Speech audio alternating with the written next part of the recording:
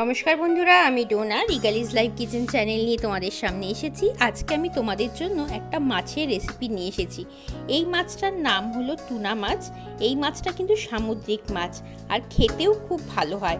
এই রেসিপিটা আমি বানিয়েছি একটু কালিয়া টাইপের। চলো তাহলে আমি তোমাদের সঙ্গে শেয়ার করছি আজকের এই রেসিপিটা। ঝটপট রান্নাঘরে গিয়ে শুরু করে দিই টুনা মাছের কালিয়া। আমি এখানে 4 পিসের মতো টুনা মাছ নিয়েছি। টুনা মাছটার কালার কিন্তু এরকম ব্ল্যাকিশ টাইপের হয়। এখন আমি এটাকে কিন্তু ম্যারিনেট করব। ম্যারিনেট করার জন্য আমি এর মধ্যে হলুদ আর লবণ দিয়ে দিচ্ছি। হলুদ লবণ মাখিয়ে মাছটাকে আমি কিন্তু 15 থেকে 20 মিনিট এইভাবেই রেখে দেব। তারপরে কিন্তু আমি রান্নাটাকে শুরু করব।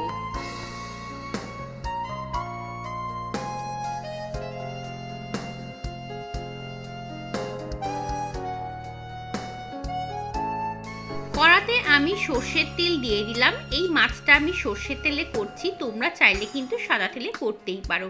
দেখো তেল গরম হয়ে গেছে, মাছটাকে আমি ভেজে নিচ্ছি। একসাথে সব মাছ কিন্তু আমি দেব না, অল্প অল্প করে মাছ দেব। 3টের বেশি দিচ্ছি না। পরে আমি আরও 2 পিস নিয়েছি, সেই জন্য 5 টুকরা মাছ আমার হয়েছে। দেখো মাছটা কিন্তু ভাজা হয়ে গেছে। এখন বাকি রান্নাটা শুরু করে দিই। মাছ ভাজার তেলটার মধ্যেই আমি জিরে ফোড়ন দিয়ে দিচ্ছি। এর মধ্যে দিচ্ছি সাথে 2টো ছোট ছোট করে পেঁয়াজ কেটে রেখেছি, সেই পেঁয়াজটা একটু ভাজা হলে তারপর কিন্তু একে একে মশলাগুলো দেব। পেঁয়াজের কালার খুব বেশি চেঞ্জ করার দরকার নেই, মোটামুটি পিঙ্কিশ কালার হলেই কিন্তু বাকি মশলা অ্যাড করতে পারো। পেঁয়াজের সাথে সাথে আমি একটা টমেটো দিয়ে দিলাম। এটা মিডিয়াম সাইজের একটা টমেটোটাকে কিন্তু পেঁয়াজের সঙ্গে ভেজে দিচ্ছি ভালো করে, তাহলে টমেটোটা একদম গলে যাবে। পেঁয়াজ আর টমেটোটা মোটামুটি ভাজা হয়ে গেছে। এখন আমি 4 চামচের মতো আদা রসুনের পেস্ট দিলাম। আমি এখানে 4 চামচ দিলাম, কারণ আমার পেস্টটা কিন্তু একদম পাতলা করে করা, সেই জন্যই 4 চামচ লাগলো। না হলে কিন্তু 2 চামচ দিলেও হয়ে যেত। এখন আমি আস্তে আস্তে করে কিন্তু বাকি গুঁড়ো মশলাগুলো অ্যাড করব। হাফ চামচের মতো নুন দিয়ে দিচ্ছি, 1/4 চামচের মতো চিনি অ্যাড করলাম, হাফ চামচের মতো হলুদ গুঁড়ো, হাফ চামচের মতো জিরে গুঁড়ো, আর দিচ্ছি 1 চামচের মতো ধনে গুঁড়ো। এখন আমি এর মধ্যে কাশ্মীরি লঙ্কার গুঁড়ো দিচ্ছি। আমি কিন্তু ঝাল লঙ্কার গুঁড়ো অ্যাড করছি না। আর একটু সামান্য জল দিয়ে দিলাম, কারণ সমস্ত গুঁড়ো মশলা দিয়েছি, সেটাগুলো কিন্তু পুড়ে যাওয়ার চান্স থাকবে। এখন মশলাটাকে কিন্তু আমরা খুব ভালো করে কষিয়ে নেব।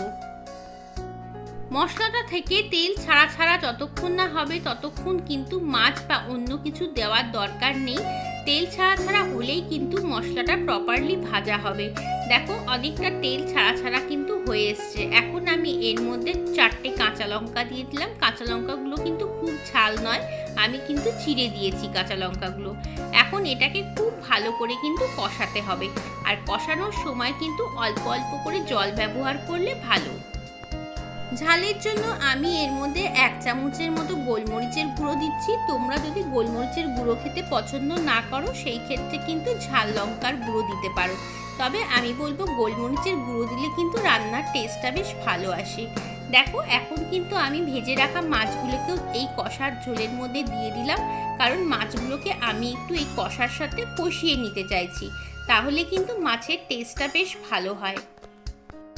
মশলা কষানোর সময় যদি মাছগুলো দাও, তাহলে কিন্তু খুব সাবধানে মাছগুলোকে এপিটোপিট করে দিতে হবে, না হলে কিন্তু ভেঙে যাওয়ার চান্স থাকে। আর আমি এই মাছের ঝোলটার মধ্যে খুব বেশি ঝোল রাখবো না, বেশ সুন্দর করে একটা গামাখা গামাখা মাছের ঝোল তৈরি করব। আর তোমরা যদি ঝোল খেতে পছন্দ করো, অবশ্যই কিন্তু এর মধ্যে তোমাদের পছন্দ মতো ঝোল নিয়ে নিতে পারো। দেখো কষার মধ্যে কিন্তু মাছগুলোকে আমি এপিটোপিট করে দিলাম, যাতে সব দিকেই সুন্দরভাবে মাছটা কষে যায়। মাছ আর মশলার থেকে কিন্তু বেশ পরিমাণে তেল ছেড়েছে, আর তোমরা চাইলে কিন্তু তেলের পরিমাণটা একটু কমিয়েও দিতে পারো। এখন আমি ঝোল হিসেবে এর মধ্যে হাফ কাপের মতো গরম জল দিয়ে দিচ্ছি। আমি তো বললামই খুব বেশি ঝোল রাখবো না, এটা একটু গামাখা গামাখা হবে, তাহলে কিন্তু গরম গরম ভাত দিয়ে খুব ভালো লাগবে। মাছটাকে এখন আমি একটু সেদ্ধ করার জন্য ঢাকা দিয়ে দেব। আর গরম জল যেহেতু দেওয়া রয়েছে, সেই জন্য কিন্তু একদমই বেশি টাইম লাগবে না মাছটা ফুটতে। চলো এটাকে 5 মিনিটের জন্য ঢাকা দিয়ে রাখি।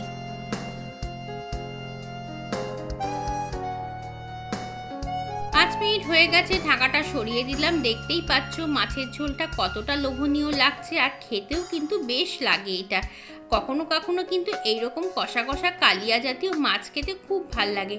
আর টুনা মাছের স্বাদ কিন্তু খুবই সুন্দর। সামুদ্রিক মাছ যেহেতু, এর মধ্যে কিন্তু অনেক উপকারী গুণ রয়েছে। দেখো এর মধ্যে একটুখানি লাস্টে আমি গরম মশলা দিয়ে দিচ্ছি, ঘি আর আমি এর মধ্যে অ্যাড করলাম না, তোমরা চাইলে কিন্তু করতেই পারো। চলো এখন এটাকে গরম গরম পরিবেশন করে দিই। এই দেখো তৈরি হয়ে গেছে টুনা মাছের ভুনা বা টুনা মাছের কালিয়া। সে নামই যাই হোক না কেন, খেতে কিন্তু দুর্দান্ত হয়। আমি আশা করব এই রেসিপিটা তোমরাও একবার বানিয়ে দেখো, আর গরম গরম ভাতের সাথে আঙুল চেটে পুটে খাও। কেমন লাগলো তোমাদের রেসিপিটা? যদি ভালো লাগে অবশ্যই কিন্তু লাইক কমেন্ট শেয়ার করো। নতুন বন্ধু হয়ে থাকলে চ্যানেলটাকে সাবস্ক্রাইব করে নিও, আর পাশে থাকা বেল আইকনটা অবশ্যই টিপে রেখো। যখনই আমি ভিডিও আপলোড করব তার নোটিফিকেশন কিন্তু তোমাদের কাছে পৌঁছে যাবে। চলো আজকের মতো বিদায় নিচ্ছি, আবার আসবো অন্যদিন অন্য একটা সুন্দর রেসিপি নিয়ে। ততক্ষণের জন্য সবাইকে